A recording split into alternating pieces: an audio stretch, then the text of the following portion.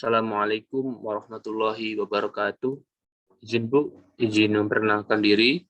Nama Taruna Remaja Krisna Sitma Bahari Putra, nomor Taruna 2001206, kelas TD 215, absen 11. Izin menjawab pertanyaan. Pertanyaan pertama yaitu, mengapa pengendalian proyek dianggap memegang persentase 50% dari keberhasilan suatu proyek?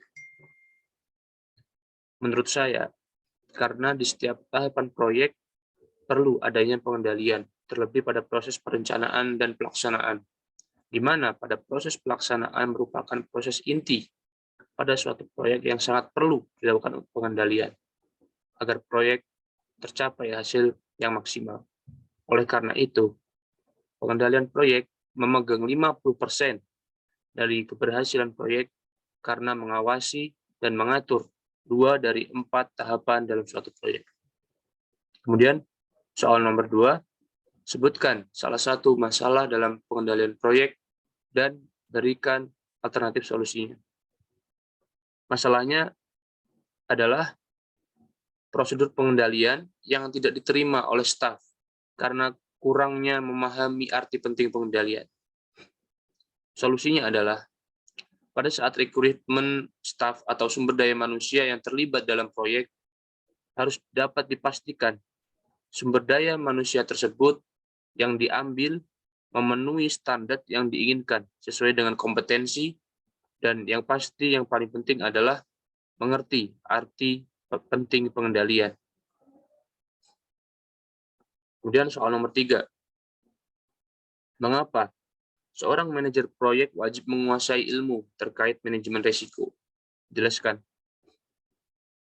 Izin menjawab, karena manajer proyek perlu menguasai ilmu manajemen risiko untuk mengidentifikasi dan menganalisis risiko serta potensi risiko pada proyeknya. Hal tersebut untuk menghindari apabila terjadi kecelakaan kerja yang menimpa pekerja, dan tentunya dapat mengurangi kerugian yang diakibatkan oleh kecelakaan kerja tersebut. Selain itu, manajer proyek dapat memberikan pelatihan kepada pekerja mengenai risiko yang berada di lingkungan sekitar proyek. Itu untuk sisi yang negatif. Selain itu, menguasai ilmu manajemen risiko juga dapat berpeluang untuk menguntungkan proyek yang sudah dijalankan. Kemudian, soal nomor 4. Berikan satu contoh konflik yang terjadi pada suatu proyek dan berikan analisis lengkapnya. Contoh kasus yang saya angkat adalah konflik antara serikat pekerja dengan manajer PT Suryatama. Jadi kronologinya adalah konflik ini berawal karena adanya tuntutan dari karyawan tentang sistem pengupahan yang dinilai sudah tidak sebanding dengan risiko yang dikerjakan.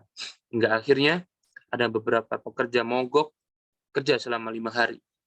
Hal tersebut dianggap mangkir oleh pihak manajer, dan pihak manajer memutuskan untuk merumahkan para pekerja yang mogok tersebut.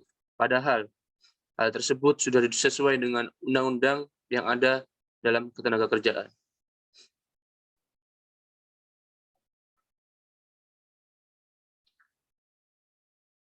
Untuk analisisnya, strategi manajemen konfliknya sebagai berikut. Yang pertama, pengenalan. Konflik ini bermula dari adanya upaya merumahkan atau menonaktifkan pekerja yang dianggap mangkir dari tempat kerja. Pihak yang terlibat dalam konflik ini adalah pekerja dengan manajer PT Suryatama. Yang kedua, diagnosa, yaitu diadakan perundingan berpartitit, semacam dialog atau manajemen dari serikat kerja untuk membicarakan masalah-masalah yang terjadi di perusahaan dengan melakukan pendekatan normatif. Tipe manajemen konflik yang dilakukan adalah compromising dan collaborating, dengan mendengarkan pendapat dan bekerja sama dari semua pihak dalam memutuskan jalan keluar dengan memperhatikan kepentingan secara bersama. Yang ketiga, menyepakati solusi. Pekerja diperbolehkan untuk kembali bekerja dan mendapatkan kembali haknya sebagaimana mestinya. Dan sebagian dari mitra utama perusahaan agar perselisihan tidak berlarut-larut serta dapat cepat terselesaikan. 4. Pelaksanaan.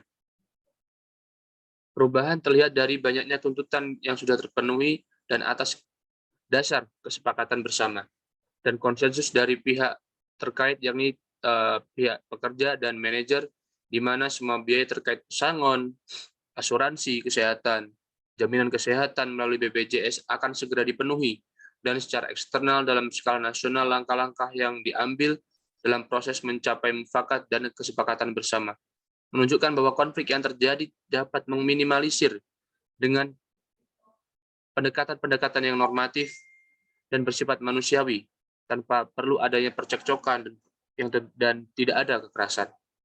Kemudian tahapan yang terakhir yaitu evaluasi.